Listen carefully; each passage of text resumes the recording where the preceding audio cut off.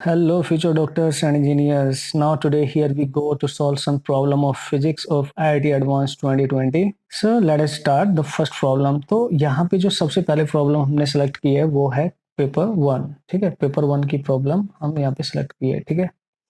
सो दोस्तों, first of all we will try to solve the problem of paper one. जो questions आप easily solve कर सकते थे वो तो आप देखते हैं क्या है. A light disc made of aluminium, a non-magnetic material, is kept horizontally and is free to rotate about its axis as shown in the figure. A strong magnet is held vertically at a point above the disc, away from its axis. On revolving the magnet, important point is on revolving the magnet about the axis of disc, the disc will मतलब वो बोल रहा है कि ये जो magnet आपको दिख रही है यहाँ पे एक्सिस से दूर है, ये आप देख सकते हो इस एक्सिस से दूर है.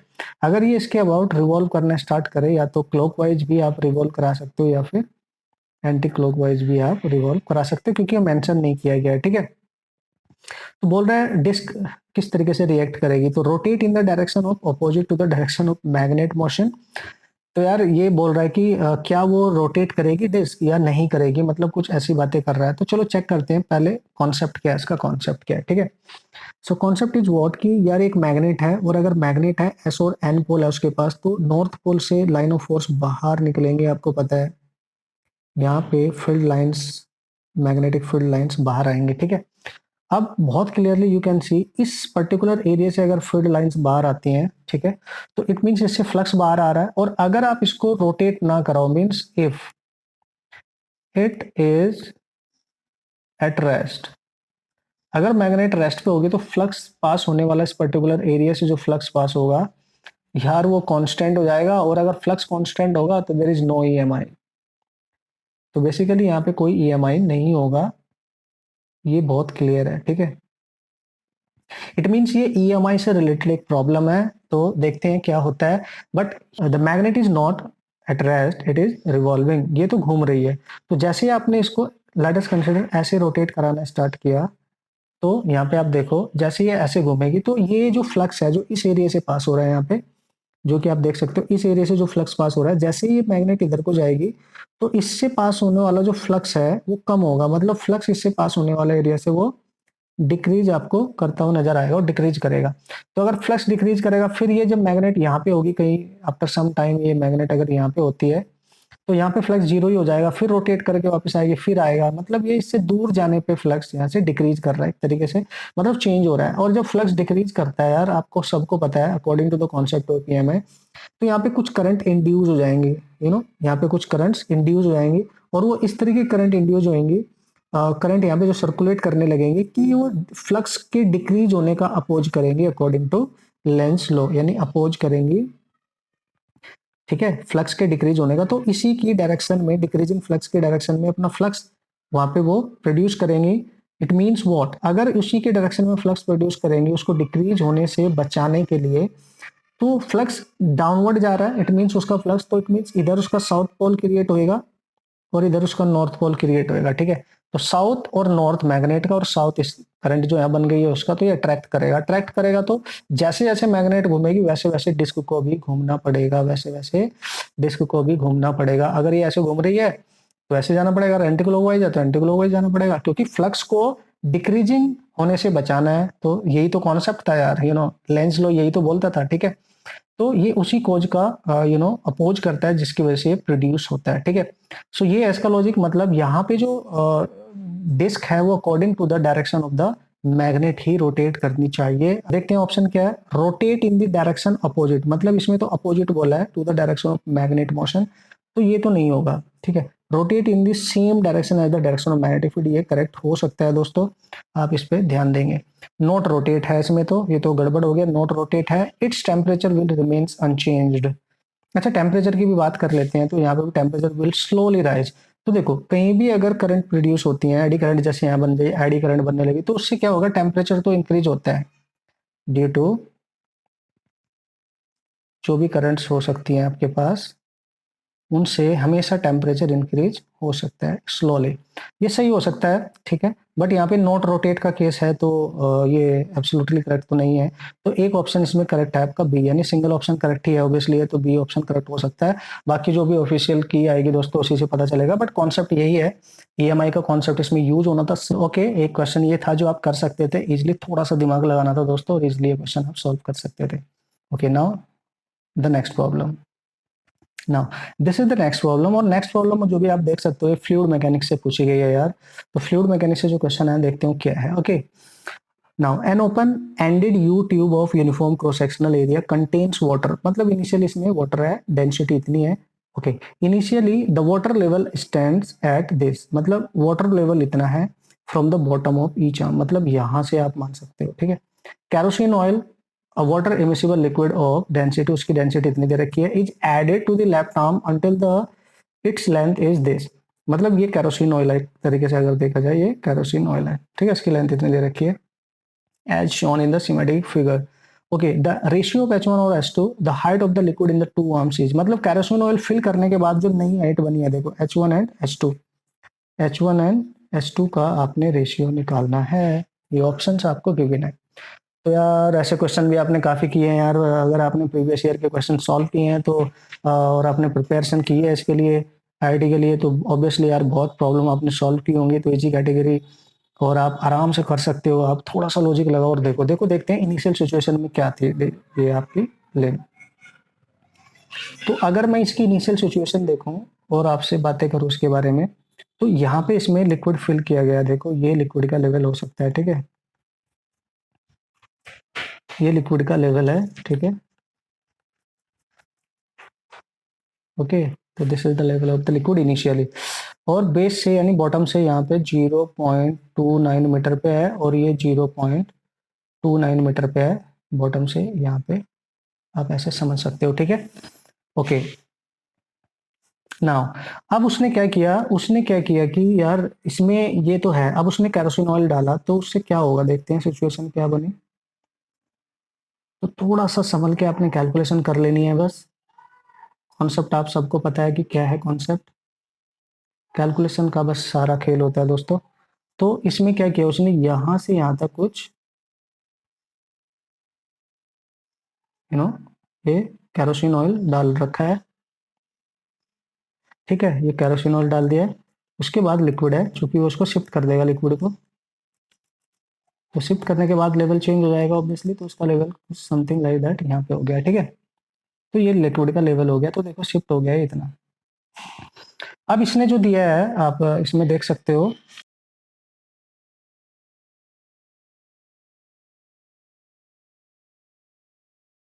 ओके, तो इसने जो न्यू डेटा इसमें गिवन है, न्यू डेटा ये है कि ये टोटल जो हाइट है यहाँ से यहाँ तक, इसको उसने H1 बोल दिया, और ये तो हाइट हमें पता ही है ऑब्वियसली 0.1 दे रखी है, और ये जो न्यू हाइट है वाटर की इस लिम में, इस आर्म में, ये है आपकी H2, ठीक है। ओके, ये हो गया आपका। अब देखो सबसे पहले सिचुएशन जो आपने इसमें बनानी थी वो यही थी कि जब दोनों लिक्विड का लेवल इक्वल था यहाँ पे, तो टोटल जो ये यू ट्यूब है आपके पास, इसकी वाटर जो लेंथ थी वो कितनी थी, ये प्लस ये बेस वाली लेंथ आप नेगलेक्ट कर सकते हो, ठीक है, ये प्लस ये, ठीक है।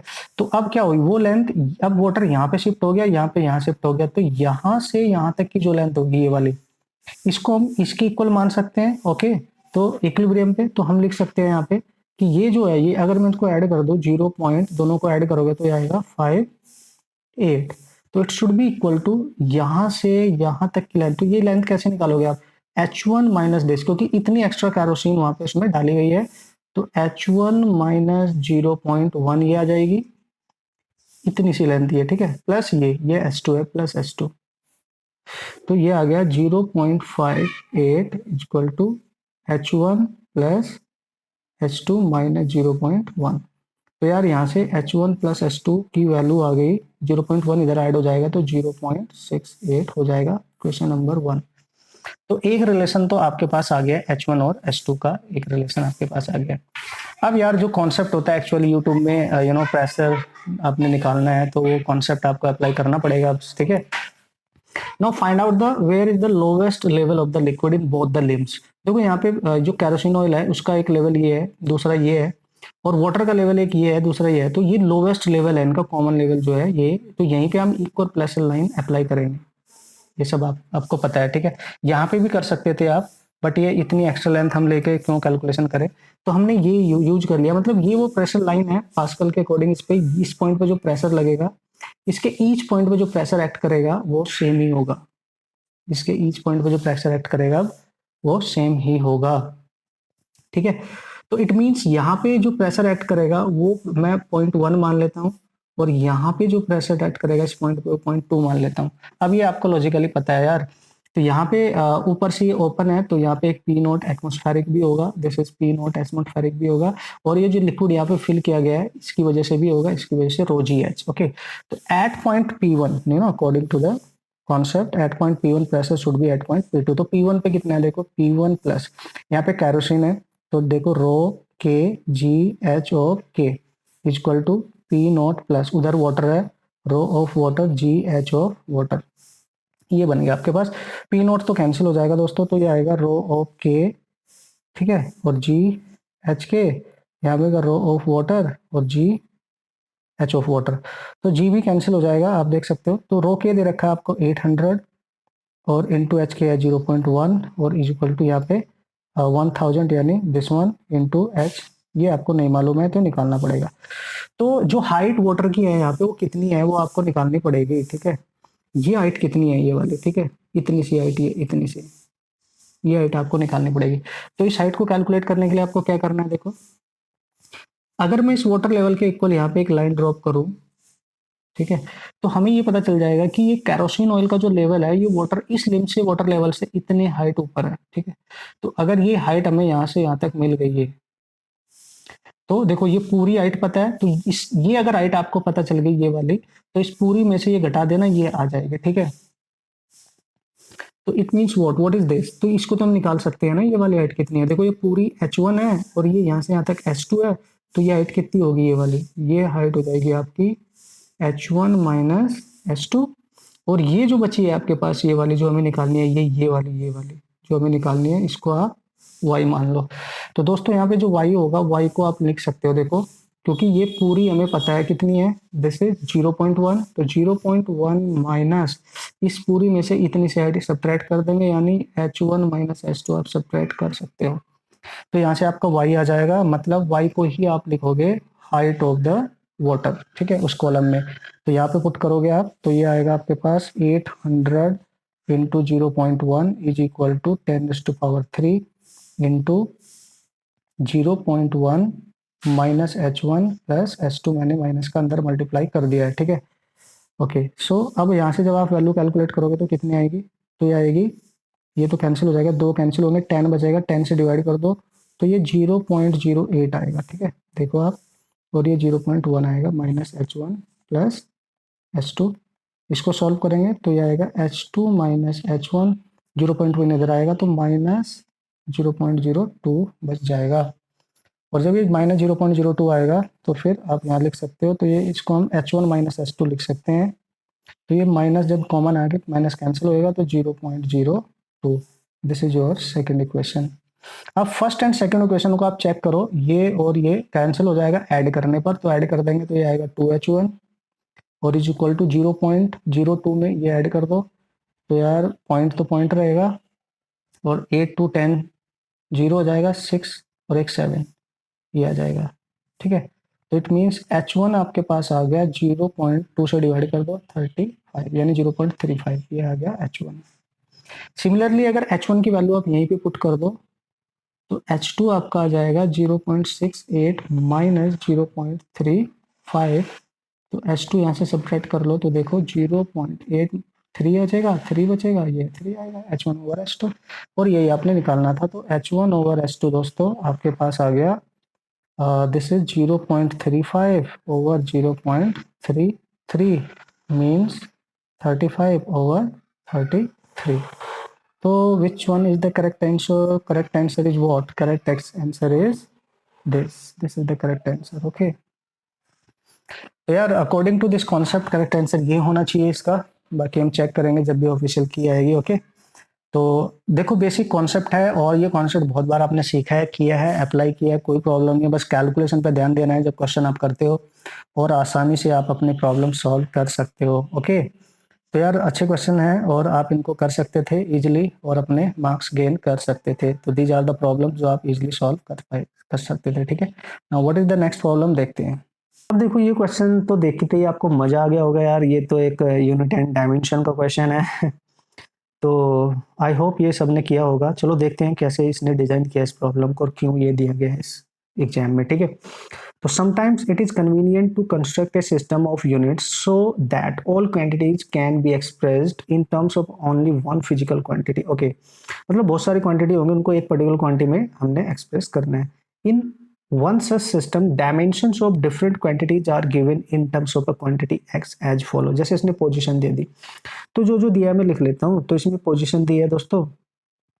ओके, सो पोजीशन को यहाँ लिख लेते हैं। पोजीशन होती है एल डायमेंशन और ये दी है एक्स की पावर अल्फा, और यहाँ पे दिया है स्पीड, तो स्पीड भी दे दिया है।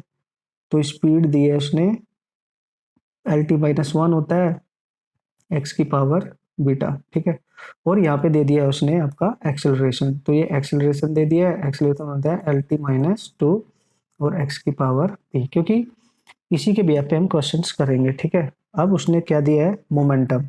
तो यार मोमेंटम दिया है वो होता है M L T minus one, ये तो आपको याद होना चाहिए, देखो सब कुछ है ना, ये बेसिक चीजें हैं। और ये दिया है एक्स की पावर क्यू। अब यहाँ दिया है force, what is that, this is force. Force होता है M L T minus two और ये आपको दे रखा है एक्स की पावर आर। अब आप चेक करते हैं क्या पूछा है। तो उसने पूछा है देन अल्फा प्लस पी, यानी इनकी पावर्स को ऐड करके समथिंग, इट मींस जो एक्स क्वांटिटी है उसकी पावर जो है उनकी पावर्स में रिलेशन बताने को बोला है। तो देखो यार इस टाइप का क्वेश्चन हमेशा कैसे करेंगे, अब इसमें क्या चांस है इसको सॉल्व करने का, क्योंकि डायमेंशन दे रखी है। तो एक तरीका है कि इसमें चूंकि पावर ऐड हो रखी है, सब्ट्रैक्ट हो रखी है, मल्टीप्लाई जो भी है, इट मीन्स हम इनको उसी के अकॉर्डिंग करेंगे, जो ऑप्शंस गिवन है उसी के अकॉर्डिंग सॉल्व करेंगे, तो शायद ये जल्दी से हमसे हो जाएगा। ठीक है, ऐसे ही हमें मतलब ट्राई करना होता है कि कोई भी क्वेश्चन अगर आपने करना है तो हमेशा सोचो कि ऑप्शन इस तरीके के दे रखे हैं। तो देखो फर्स्ट ऑप्शन में अल्फा प्लस पी है, तो देखो अल्फा कहाँ पे है, अल्फा एल में है, ये रहा अल्फा, और प्लस पी है तो ये रहा। तो अल्फा और पी कब ऐड होगा, जब इन दोनों को हम मल्टीप्लाई करेंगे। मतलब जब मल्टीप्लाई करेंगे, आप देखो यहाँ से एल ले लो into L T minus two ले लो, तो एल बराबर है एक्स की पावर अल्फा इंटू यहाँ पे एक्स की पावर बी। जब ये बेस सेम है तो ऑब्वियसली पावर ऐड होंगी, और यहाँ पे आएगा L two T minus two और ये हो जाएगा एक्स अल्फा प्लस पी। तो देखते हैं अल्फा प्लस पी किसके इक्वल आता है। तो उसको मैं लिख सकता हूँ एल टी माइनस वन की होल पावर टू लिख सकता हूँ x alpha plus P, you can सी। अब देखो एल टी माइनस वन किसके इक्वल है, ये रहा बीटा, देखो इसके इक्वल है।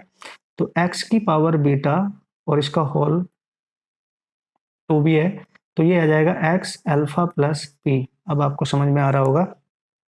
तो यार यहाँ पे टू बीटा आएगा, तो टू बीटा आ जाएगा अल्फा प्लस पी, क्योंकि बेस सेम होते हुए पावर इक्वेट हो जाएंगे। ठीक है, तो अब देखो ये पहला रिलेशन, मतलब ये तो वाह मजा आ गया, मतलब पहला ही आंसर आपका ये करेक्ट हो गया, दिस इज करेक्ट। तो ये एक तो करेक्ट हो गया, क्योंकि ये मोर देन वन ऑप्शन है तो इसमें मोर देन वन आएंगे। ठीक है, मोर देन वन ऑप्शन ये हो सकता है। तो सब चेक करना पड़ेगा, क्योंकि इसमें ऐसे ही कुछ और भी ऑप्शंस गिवन है, क्योंकि इसमें ये अगर टू वाले होते तो फिर हम सोच लेते कि, बट इसमें मोर देन वन है तो देखो तीन है। अब देखो अब हम बी को चेक करते हैं, पी प्लस क्यू ऐड करना है। तो देखो पी प्लस कहाँ है, पी ये रहा, और क्यू कहाँ है, क्यू क्यू क्यू क्यू ये रहा। तो ऐड करने के लिए अब आपको पता चल गया मल्टीप्लाई करना है, और अगर नेगेटिव पावर लेनी है कोई, देखो ये, तो इसको डिवाइड करना है। तो अब देखेंगे, सबसे पहले लेंगे पी, पी ये रहा L T minus two, multiply करना पड़ेगा आर क्यू के साथ M L T minus one, तो ये तो आ जाएगा एक्स पी, और यहाँ पे लिखा है एक्स क्यू, और डिवाइड करना पड़ेगा यहाँ पे क्या, दिस इज आर, आर है यहाँ पे देखो फोर्स, आर ये है। ठीक है, तो इससे डिवाइड करना पड़ेगा M L T minus two और डिवाइड में एक्स आर। तो यार एम एल कैंसिल हो गया, टी माइनस टू भी कैंसिल हो गया, एल टी माइनस वन यहाँ पे बचा है, और यहाँ हो जाएगा एक्स की power P plus Q minus R, you can see ना। और ऑब्वियसली आप देख सकते हो यहाँ पे ये किसके इक्वल है, एल टी माइनस वन, ये एक्स बी के इक्वल है। ठीक है, ये देखो यहाँ पे तो ये हो जाएगा x की power p plus Q minus r. तो you can see now p plus Q minus r is equal to beta. तो चेक करते हैं, p प्लस क्यू माइनस, ये भी करेक्ट है, तो दिस इज ऑल्सो करेक्ट। तो यार दो ऑप्शन करेक्ट हो चुके हैं, वैसे चारों भी करेक्ट हो सकते हैं, इसलिए हमें चेक करने पड़ेंगे सारे ऑप्शन, ठीक है।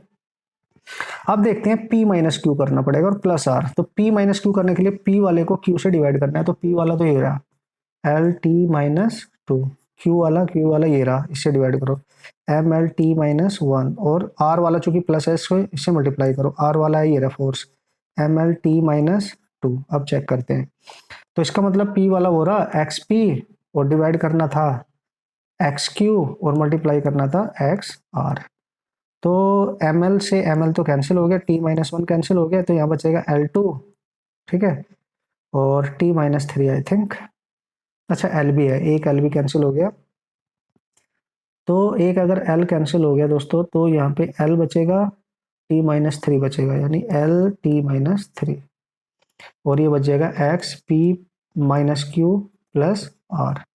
तो यार ये तो इसमें से किसी के भी इक्वल नहीं है, एल टी माइनस थ्री तो यहाँ पे नहीं दिया देखो, और ये अलग है, ये अलग है, ये अलग है, ये अलग है, ठीक है, तो ये नहीं होगा, मतलब ये इसके इक्वल आ रहा है निकल के, तो ये तो नहीं होगा, ये कुछ है ही नहीं। तो इसका मतलब यहाँ पे ये तो सही नहीं है, ठीक है, ये सही नहीं माना जाएगा। Now finally you can check it out, p plus Q plus R. तो p के लिए आपको ये मल्टीप्लाई करना पड़ेगा, सबको मल्टीप्लाई करना पड़ेगा, इनटू q के लिए ये मल्टीप्लाई करना पड़ेगा M L T minus one, and r के लिए ये मल्टीप्लाई करना पड़ेगा M L T minus two. तो यहाँ पे सब ऐड हो जाएंगे p प्लस क्यू, क्योंकि सबको मल्टीप्लाई किया है, प्लस आर। देखते हैं बीटा के इक्वल आता है कि नहीं, और ये बीटा के इक्वल पॉसिबल ही नहीं है। अगर आप ध्यान से देखो, अगर ये माइनस आर के साथ बीटा के इक्वल है तो इसके साथ तो नहीं हो सकता, देखो आप चेक करो।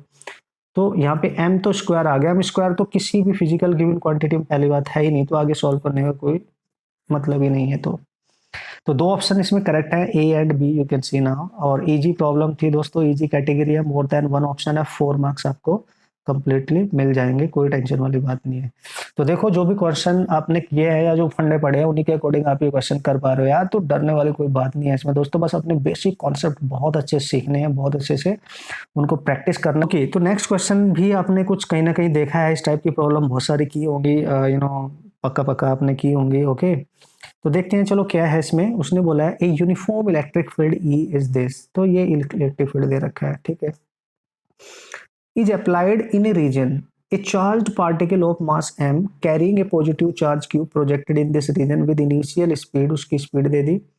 Okay, this particle is aim to hit a target T, मतलब एक टारगेट यहाँ पे है जिसको ये हिट करना चाहता है, which is 5 metre away from its entry point. अगर ये टारगेट है और इसको यहाँ पे हिट करना है और यहाँ से फेंकने के बाद यहाँ आएगा, तो 5 मीटर क्या होगी इसकी रेंज होगी, ऑब्वियसली मैक्सिमम दूर जो जाएगा ये कितनी डिस्टेंस कवर करेगा, ओरिजेंटली ये 5 मीटर करेगा from its entry point into the field as shown in the figure. Now उसने बोला है q बाई एम की वैल्यू लेनी है हमने 10 raise to power 10 coulomb per KG. Okay, then is what, option check करने पड़ेंगे। तो यार उसने बोला the particle will hit t, मतलब टारगेट को हिट करेगा, इफ प्रोजेक्टेड एंगल इज 45, मतलब एंगल की बात कर रहा है, एंगल निकालना है। दी particle will hit if the projected angle इधर एट एन एंगल ऑफ 30 और 60, मतलब एंगल की बात कर रहा है, इसमें बताना time taken by the particle to hit T. अब ये टाइम की बात कर रहा है, अभी टाइम निकालना पड़ेगा, मतलब इसमें टाइम निकालना पड़ेगा, इसमें भी टाइम, मतलब इसमें दो ऑप्शन कहीं ना कहीं करेक्ट हो सकते हैं, या एक तो हो गया, खैर दो भी हो सकते हैं, क्योंकि दो ही पॉसिबल है, क्योंकि इसमें केवल दो चीज पूछी गई है, angle as well as time. So now have a look on the problem कि कैसे करेंगे। तो देखो यार इसमें क्लियर बोला है कि इलेक्ट्रिक फील्ड है हमारे पास, ये रहा इलेक्ट्रिक फील्ड, इसकी स्पीड दे रखी है जो इसमें पार्टिकल को प्रोजेक्ट किया गया है, तो पार्टिकल जो होगा आपका वो यहाँ पे होगा, ठीक है, जिसका मास m होगा और चार्ज q होगा। ओके, तो जैसे ही आप पार्टिकल को प्रोजेक्ट करेंगे, तो प्रोजेक्ट करने के बाद पार्टिकल को टारगेट पे हिट कराना है ऐसे, तो ये यहाँ पे आके गिरे, ठीक है, यहाँ पे आके ये गिरे, तो किस एंगल पे मैं इसको प्रोजेक्ट करूँ, ये टू कैलकुलेट दैट थीटा। तो यार ये बहुत क्लियर है कि जब पार्टिकल यहाँ से फेंकेगा कहीं यहाँ पे होगा, आप ऐसे समझो, तो यहाँ पे जब ये होगा तो इसकी जो डायरेक्शन चेंज होगी, इसका जो पाथ चेंज होगा, किसकी वजह से होगा, क्योंकि ये पॉजिटिव चार्ज पार्टिकल है और इलेक्ट्रिक फील्ड की डायरेक्शन डाउनवर्ड है, तो उस पर इलेक्ट्रिक फील्ड की डायरेक्शन में एक फोर्स लगेगा इलेक्ट्रोस्टैटिक, जिसकी वजह से अपने पाथ चेंज करेगा, और जैसे जैसे आगे जाएगा फोर्स डाउनवर्ड डायरेक्शन में एक्ट कर ही रहा है, जिसकी वजह से पॉसिबिलिटी बनेगी एक टारगेट को यहाँ पे हिट करे, जो टी टारगेट आपको गिवन है उसको हिट करे, ठीक है। ओके, नाउ क्लियर है, अगर ये इसको हिट करेगा तो इतनी दूर जाके गिरेगा, तो ये इसकी रेंज हो गई, ये रेंज है, मतलब रेंज हो जाएगी इसकी यू स्क्वायर, ये आपको याद होगा साइन 2 थीटा बाय जी, ये इसकी रेंज हो जाएगी। बट चूंकि यहाँ पे ग्रेविटी की बात नहीं कर रहा है, इसमें ग्रेविटी की बात नहीं कर रहा है, इस पार्टिकल का जो पाथ चेंज हो रहा है यहाँ पे ड्यू टू इलेक्ट्रिक फील्ड हो रहा है, इलेक्ट्रिक फोर्स हो रहा है, तो ये जो जी लेना है हमने, एक्सेलरेशन जो लेना है, ये इट शुड बी ए, ठीक है, ए होना चाहिए, और ये ए होगा due to E, electric field produce करेगा इसमें एक्सेलरेशन, जो इसमें इलेक्ट्रोस्टैटिक फोर्स क्रिएट कर रहा है। तो ग्रेविटी की बात नहीं कर रहा है क्वेश्चन में, तो ग्रेविटी की एक्सेलरेशन यहाँ नहीं लेनी है। तो सबसे पहले आपको ए निकालना है, तो ए कहाँ से निकालेंगे आप, एफ इक्वल टू आपको पता है क्यू ई है, और जो फोर्स इसको यहाँ पे एक्ट करेगा वो होगा एम ए, तो दैट इज क्यू ई, तो आपका ए आ जाएगा दोस्तों क्यू इंटू ई। तो सबसे पहले बाय, तो आप ए निकाल लो, यहाँ से क्या करना है आपने, ए निकाल लेना है, ए आएगा क्यू, चार्ज आपका कितना है, अच्छा क्यू बाई एम की वैल्यू आपको ऑलरेडी गिवन है, सो दिस इज 10⁻10, और ई की वैल्यू भी आपको गिवन है 400, अगर मैग्नीट्यूड हम उसका ले तो ये हो जाएगा, ठीक है, और डिवाइड में मास, मास दे रखा होगा, सॉरी ये हो चुका है मास, तो आपका मैंने क्यू बाई एम की वैल्यू पुट कर दी, तो ये आपका एक्सेलरेशन है बेसिकली मीटर पर second square. Now put all the values, अब देखो यहाँ पे आर है, आर 5 हो जाएगा, यू दे रखा है आपको यू 2/√10 और इंटू 10⁻6, इसका स्क्वायर करेंगे इंटू साइन ऑफ 2 थीटा, यहाँ पे एंगल निकालना है हमने, और डिवाइड बाई ए, तो यहाँ पे ए कितना है 10⁻10 into 400√3। Now you just solve this problem, जब यहाँ पे 6 इंटू 2 यानी 12 होएगा, तो कैंसिल होके 2 बचेगा, और ये 2 कैंसिल हो जाएगा, और ये 4 यहाँ पे स्क्वायर करके ये भी कैंसिल हो जाएगा, तो यहाँ 5 आएगा, √3 आएगा यहाँ से, ठीक है, और इधर बचेगा आपके पास दोस्तों √10 में से 10 बच जाएगा, इंटू साइन 2 थीटा बचेगा, आप देख सकते हो, तो ये कैंसिल होगा, 2 यहाँ पे आएगा, 2 इसके नीचे, तो √3/2 आएगा, and this is sine 2 theta, you can सी। तो जब इसको आप सॉल्व कर रहे हो यार, तो ये साइन 60 होता है, तो इट मीन्स व्हाट, साइन 60 यानी ये वैल्यू इक्वल तभी होगी जब ये एंगल्स आपस में इक्वल होंगे, means 2 theta should be equal to 60 degree, तो इट शुड बी 30 डिग्री, यानी the angle of projection is 30 degree, it should be a 30 degree angle, जिसपे आपने प्रोजेक्ट करना है टारगेट को हिट करने के लिए, तो आपको 30 डिग्री में फेंकना पड़ेगा। तो देखो 45 यानी ये तो आपका गलत हो गया, particle will hit T if the projected इधर at an angle of 30 degree, में 30 डिग्री है तो 60 डिग्री में भी हो सकता है फ्रॉम द ओरिजेंटल। ओके, तो क्या ये सही है, देखो अगर इसी रेंज पे आपने 30 डिग्री पे फेंका है, तो इसी रेंज पे फेंकने के लिए दूसरा एंगल क्या होगा, याद करो, इफ θ1 इज थीटा, तो θ2 क्या होगा आपका 90 minus theta, because of at that angle अगर रेंज R1 है, तो इस पे रेंज जो होगी वो भी R1 होगी, तो अगर R1 और ये जो अगर R2 मान लो, इसको इक्वल करना चाहते हो यार, आपको पता है जो एंगल्स यहाँ पे आपने यूज करने हैं रेंज को इक्वल करने के लिए, इट मे बी एक एंगल थीटा तो दूसरा आपका 90 माइनस थीटा होता है, ये हम सब ने पढ़ा है, हमें पता है कि इन दो एंगल पे रेंज सेम होती है, तो यहाँ पे जो पहला एंगल है ये आ गया, तो सेकंड एंगल यहाँ पक्का 60 डिग्री होगा, तो करेक्ट आंसर है इसका बी, डेफिनेटली करेक्ट आंसर इसका बी। तो इजी कॉन्सेप्ट है यार, जो भी आपने पढ़ा है, बस ध्यान से आपने, बस एक चीज इसमें इंपॉर्टेंट है जो आपने देखी, यहाँ पे जी यूज नहीं होगा, ग्रेविटी का एक्सेलरेशन यूज नहीं होगा, because of this acceleration produced by the electric field, बस इसी पे आपने ध्यान देना था इस क्वेश्चन में, बाकी तो इसमें कैलकुलेशन है, इसमें कुछ नहीं करना है आपने, इजी प्रॉब्लम है। अब इसमें टाइम भी पूछा गया, चूंकि तो टाइम के लिए भी कैलकुलेशन करनी पड़ेंगे, तो चेक करना पड़ेगा टाइम के लिए भी इसको, ठीक है। तो यार टाइम टेकन भी आपको पता है, यहाँ से यहाँ तक का जो टाइम टेकन होता था, time of flight, you can say this is 2u sine theta over g, g नहीं लेना है ए लेना है, तो पुट कर दो ऑल द वैल्यूज, तो जो टाइम आएगा 2u दे रखा है आपको यार 2/√10 और साइन ले लो 30, पहला एंगल लेंगे, क्योंकि बहुत क्लियर है यहाँ पे पहला एंगल है, तो एक टी इस पे आएगा, T1 मान लो आप इसको, 2 टाइम होंगे इसका, और दूसरे एंगल पे दूसरा टाइम आएगा, वो T2 हम निकाल लेंगे, तो जिसमें 2 टाइम है वो चाहिए होने के चांस है, देखो यहाँ पे भी है एज वेल एज यहाँ पे भी है, तो ये फिर चांस कम हो जाएंगे इसके, आपको यहीं से नजर आ रहा है यार, अगर आप बस देखने पड़ेगा करेक्ट है कि नहीं। ए की वैल्यू है आपके पास 10⁻10 इंटू 400√3, ठीक है, तो चेक कर लेंगे, 4 तो ये कैंसिल हो गया देखो, ठीक है, और 10⁻6 भी आएगा ना यहाँ पे, 10⁻6, तो ये कैंसिल हो जाएगा, तो यार T1 की जो वैल्यू आ रही है आपके पास, सिमिलरली अगर आप देखो √10 आ रहा है, यहाँ पे √3 आ रहा है, यहाँ बचेगा 4 और ये 6 यहाँ पे। ओके, और क्या बचेगा आपके पास, और कुछ बचेगा दोस्त? ओके, √10/3, 2u, u की वैल्यू है 2√10, सही है। 2 2 4, ये 4 कैंसिल हो गया है। ओ हाँ, sin 30 भी तो है, तो इंटू 1/2 आएगा। और ये 2 प्लस यहाँ पे 6 कैंसिल हो गया, देखो 4 बचेगा, तो 2 4 6, यानी ऊपर जाके 10⁻⁻6। तो यार अगर आप इसको ध्यान से देखो, इसको आप ऐसे लिख सकते हो, 2 को अंदर लेके जाओ, ठीक है। तो यहाँ √3 भी है, √3 कहाँ से आया हमारे पास, √3 आ गया था यहाँ से, ठीक है। तो ये √10 भी है अंदर, 3 भी है, और अगर मैं यहीं पे लेके आ जाऊँ, 2 अंदर आके 4 होगा, इंटू 10⁻⁻6। तो इसको आप ऐसे भी लिख सकते हो, √10, यानी ये 5 आएगा, और यहाँ 2 4 2 2 3 6, यानी 5/6, और माइक्रो लिख सकते हो आप, माइक्रो सेकेंड। तो √5/6 पहला टाइम आ गया, तो √5/6 यानी ये करेक्ट है। एज वेल एज ये, तो इसका मतलब ये टाइम कब होगा, जब ये टाइम होगा जब एंगल 60 होगा। तो देख लेते हैं, 2 sin of 60 बाय ए है आपका 10⁻10, 400 √3, तो 2 × 2 √10, 10⁻6, और ये आएगा √3/2, तो 10⁻10 इंटू 400 इंटू √3 इंटू 2, कैंसिल, ये 4 बचेगा, और 4 से 4 कैंसिल, ठीक है, ये पूरा 4 कैंसिल। तो ये देखो यहाँ 4 बचेगा, 6 बचेगा, और ये 2 भी है यहाँ पे। इसका मतलब इसको हम लिख सकते हैं, √2 को अंदर ले जाओ तो 4 हो जाएगा, एंड 10⁻⁻6, तो ये 5, ये 2, तो √5/2 माइक्रो सेकेंड। मतलब ये भी सही है, तो ये भी ऑप्शन करेक्ट है। तो देखो यार, इजी है, बस कैलकुलेशन पे ध्यान देना है, बाकी क्वेश्चन तो आप कर सकते थे, कोई प्रॉब्लम नहीं है। इस टाइप के क्वेश्चन अगर आ गए तो फिर आपको इसको सॉल्व करना आना चाहिए। Now this is the next problem. Next, consider 1 mole of helium gas enclosed in a container at pressure P1. तो pressure P1 पे, वॉल्यूम V1 पे, it expands isothermally यार। जब उसमें एक्सपेंशन होता है isothermally up to a volume this, ठीक है। After this gas expands adiabatically, उसके बाद adiabatically expand कर रही है, its volume becomes, फिर उसका वॉल्यूम इतना हो जाता है।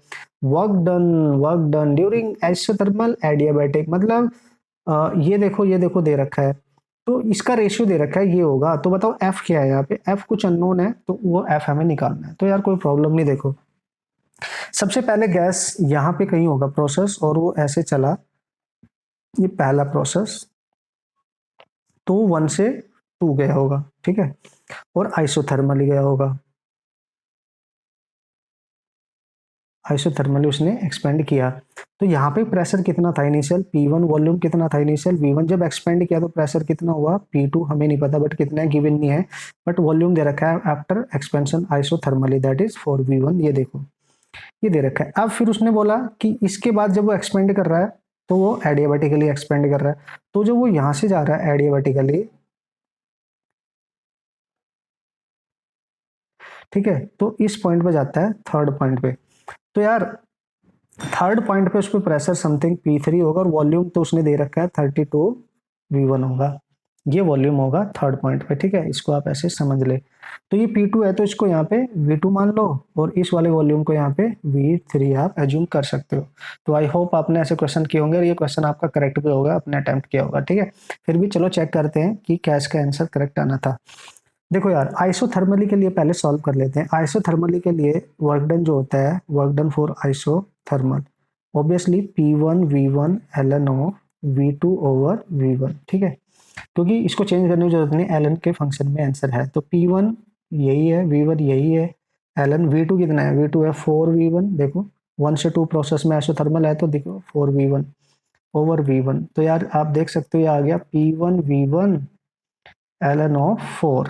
तो मतलब आइसोथर्मल जो आपका वर्क आया वो आ गया 2P1V1 ln ऑफ 2, ये आपका आ गया, बहुत ही आसान, बहुत ही जल्दी आपका ये आ गया। अब आपने निकालना है एडियाबैटिक के लिए वर्क डन, ठीक है। So this is for adiabatic. तो एडियाबैटिक के लिए क्या होगा, एडियाबैटिक के लिए यार जब वॉल्यूम और प्रेशर की बात करता है, you can directly use P2V2 minus P1V1, directly use करो यार 1 माइनस गामा, ठीक है। सम टाइम लोग इसको याद रखते हैं P1V1 माइनस P2V2, तो यहाँ गामा माइनस 1 करना पड़ेगा, तो जैसे आपकी मर्जी है। Okay, now according to adiabatic process, इस पॉइंट को हमने P2V2 माना, इसको P3V3, तो उसकी अकॉर्डिंग करते हैं, मतलब ये फाइनल वैल्यूज है और ये इनिशियल है, तो उसी के अकॉर्डिंग लिख लेते हैं। फाइनल क्या है यहाँ पे हमारे पास P3V3 माइनस P2V2, ठीक है, ऑब्वियसली 1 माइनस गामा, ये आपका आ गया। अब देखो यार, इसमें सारी वैल्यू पुट करो। ओके, तो P3 क्या है नहीं पता, लेकिन V3 पता है, तो V3 कितने हैं 32V1 है, माइनस P2 कितने हैं, P2 नहीं पता, लेकिन V2 पता है, V2 कितने है देखो ये रहा 4V1, ठीक है, ओवर 1 माइनस गामा होता है 5/3, यानी मोनोएटॉमिक गैस अगर हमें दे रखी है तो उसका गामा 5/3, ये तो हमें याद रहते ही है, ठीक है, को याद रखना पड़ेगा।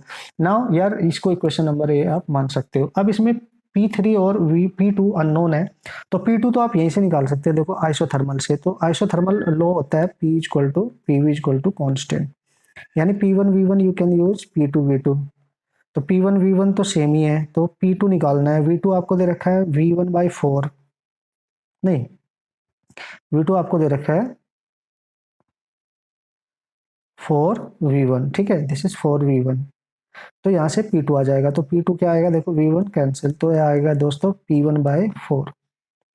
तो यार देखो P2 तो आ गया, P3 निकालेंगे, तो P3 चूंकि आइडियाबैटिक प्रोसेस के एंड पे है, तो ये आइडियाबैटिक लॉ यूज करेंगे, और वो होता है PV गामा कांस्टेंट। तो नाउ यूज दिस वन, जब आप इसका यूज कर रहे होंगे यार, तो ये आ जाएगा आपके पास P, ठीक है, P1, यानी P1 किस क्या है इसके लिए, ये है P2, और V2 गामा, और इस एंड के लिए क्या है P3V3 गामा, बस वैल्यू पुट करो। हमें चाहिए P3, देखो P3 क्या आएगा, P3 आएगा P2 into V2 over V3 gamma, ठीक है, P2।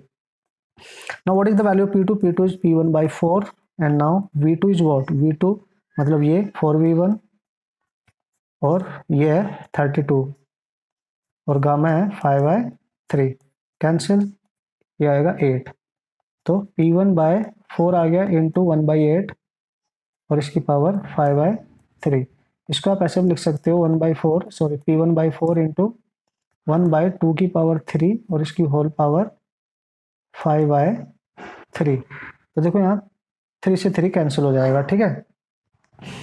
तो जब मैं इसको यहाँ लिख रहा हूँ, अगर 3 से 3 कैंसिल हो जाए, तो मैं इसको यहाँ लिखता हूँ दोस्तों, तो यू कैन सी नाउ कि जो P3 आने वाला है वो आएगा आपका P1/4 इंटू 1/2 की पावर 5, यानी दिस इज 4 इंटू 32, ये आपका P3 है, और इसकी सब की वैल्यू यहाँ पुट करो।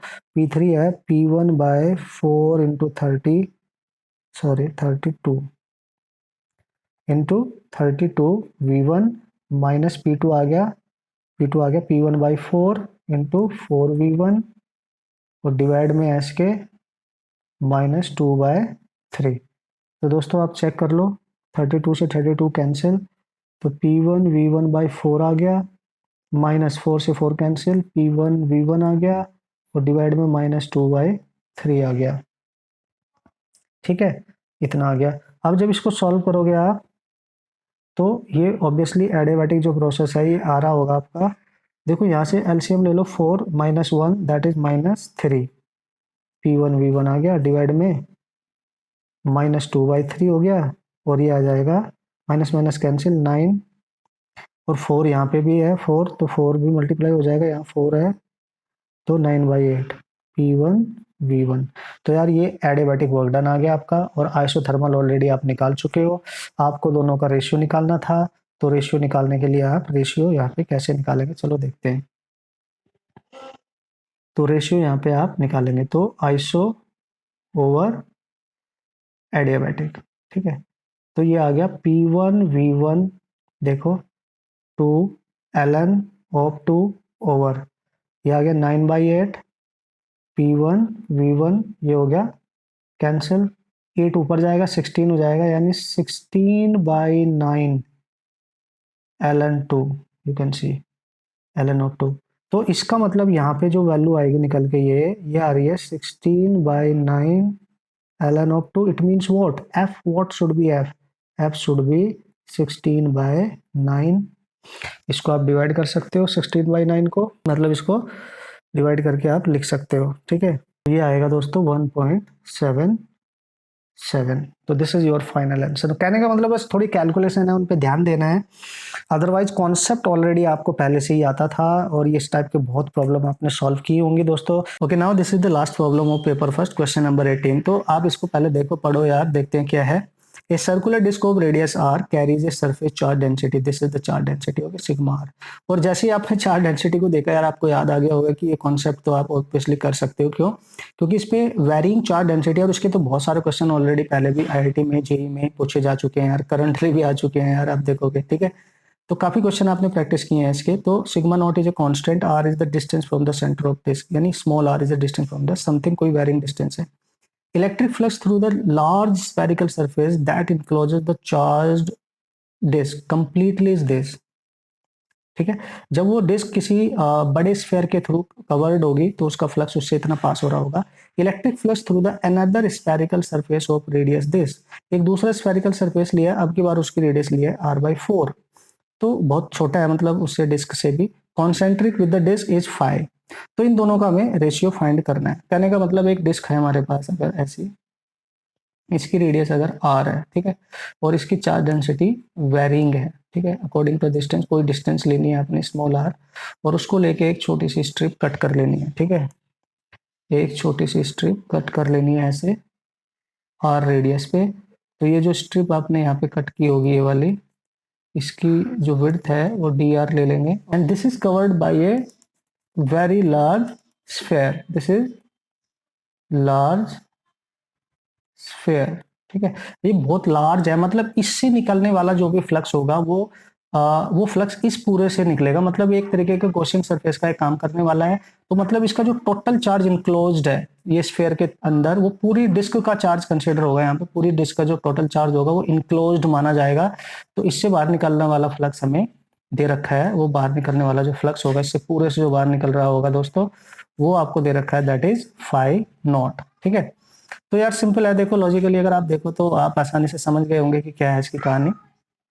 और सेकंड केस क्या है कि वो जो डिस्क है आपके पास ये वाली, इसको एक ऐसे स्फेयर से कवर किया गया है जिसकी रेडियस इससे कम है, यानी r/4 है। तो उतनी ही रेडियस में जो स्फेयर का पार्ट होगा वही डिस्क के उतनी ही चार्ज को क्लोज कर पाएगा। उसी से आपको पता है कि चार्ज वही लेते हैं जो किसी पर्टिकुलर सरफेस से कवर्ड होता है, उसी का फ्लक्स आप कंसिडर करते हो। तो फ्लक्स उसी का कंसिडर करेंगे जो इनक्लोज्ड चार्ज होगा। तो r/4 रेडियस में जो चार्ज इसका डिस्क का इनक्लोज्ड होगा उसी का फ्लक्स यहाँ कंसिडर करेंगे। लेट अस, ये डिस्टेंस r है, और सिमिलरली यहाँ पे भी इस तरीके का हम एक स्ट्रिप कट कर लेंगे। मतलब केवल रेडियस चेंज होगी इसके लिए, इससे जो फ्लक्स बाहर आएगा, अब इससे इतने पोर्शन से जो फ्लक्स आएगा, तो ठीक है, उसके लिए हम क्या करेंगे, उसके लिए हम फाई का यूज किया इसने, तो वो निकाल लेंगे, फाई वहां से हम निकाल सकते हैं, ठीक है, यहाँ से फाई नॉट। तो यार इजी तरीका क्या है, वही बिल्कुल इजी तरीका है आपके पास। अगर आप फाई नॉट निकालते हो तो आपको पता है गॉस के according enclose charge over epsilon naught. Phi दूसरे का निकालते हो enclosed charge over epsilon naught. इसको आप 1 मान लो, जो पहले के में निकालोगे दूसरे में निकालोगे इसमें, ठीक है। तो सिंपली पहले ये निकालते हैं, ठीक है। ये अब ये इसको कैसे निकालोगे, तो क्यू इनक्लोज्ड आप कैसे निकालोगे, ठीक है। फर्स्ट तो हमें पता है चार्ज निकालने के लिए आपको पता है सरफेस चार्ज डेंसिटी होती है sigma charge per unit area. तो स्मॉल के लिए हो जाएगी वो, तो चार्ज हो जाएगा यहाँ पे, चार्ज एरिया मल्टीप्लाई करो, सिग्मा वेरिंग है इनटू डी ए, सिंपल। अगर टोटल निकालना है यार, ये टोटल, तो टोटल आ जाएगा आपका इनक्लोज्ड, क्यू इनक्लोज्ड C1। तो टोटल जो चार्ज है इस पूरे स्फीयर के अंदर पूरी डिस्क का लेना पड़ेगा, तो इंटीग्रेट करना पड़ेगा डिस्क का जितना चार्ज होगा 0 से r तक। सिग्मा दे रखा है आपको, sigma not, simple logic is that 1/, मतलब ये इंटीग्रेशन आ गई, मैथमेटिक्स आ गई। एरिया आपको पता ही होता है, ये एरिया क्या होगा इसका, तो एरिया आ जाएगा इसका डिस्क का, ये स्ट्रिप है जो 2πr इंटू उसकी लेंथ इंटू उसकी thickness dr। So this is 2πr into dr, sorry this is small r।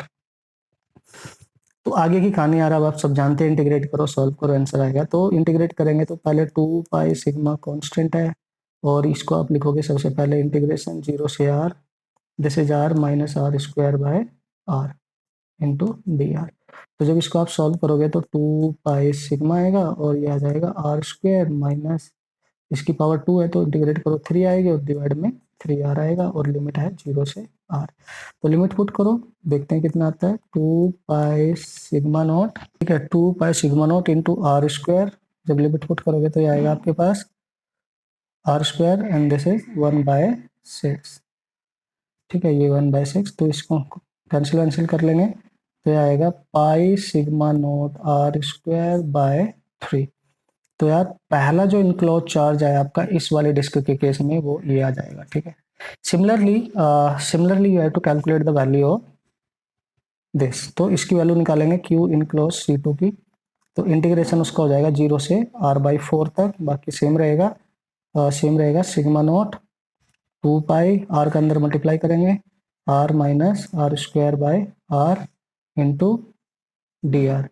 तो यार इसको आ जाएगा सिग्मा नॉट 2 पाई, तो इंटीग्रेशन होके आएगा ये आर स्क्वायर बाय 2, ये भी तो 2 है, समझे, तभी तो ये आएगा 1/6, ठीक है। R square by 2 R cube हो जाएगा, तो R square by 2 minus R cube by 3r, limit 0 से r/4।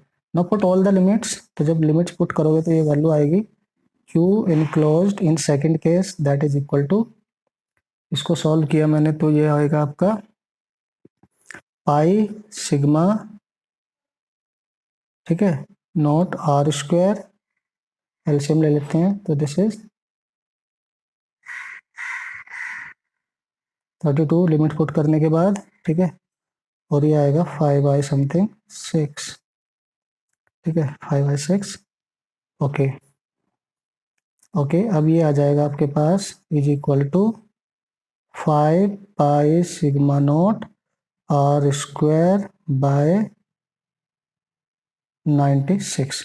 तो ये आ गया, दोनों आगे देखो आपके पास। अब दोनों को डिवाइड करो आप, 5 नॉट ओवर 5, इसकी वैल्यू पुट करो, फर्स्ट की वैल्यू आ रही है pi sigma naught are square by 3 और यहाँ पे एप्सिलॉन नॉट भी है और डिवाइड